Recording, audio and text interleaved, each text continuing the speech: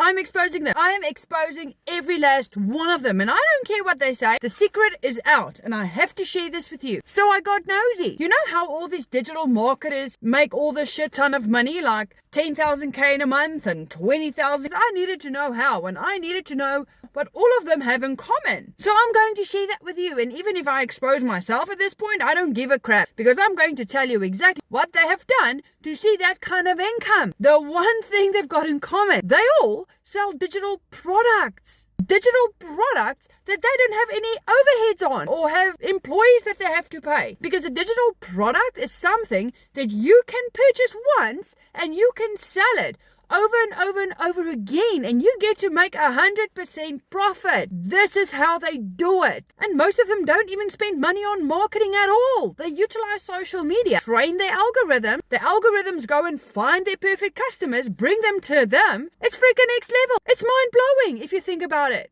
And this is exactly how I've seen more income coming in 12 hours than what I've seen at weeks at my normal job. So if you want to learn exactly how this works, drop a yes in my comments, because I'm going to share it with you.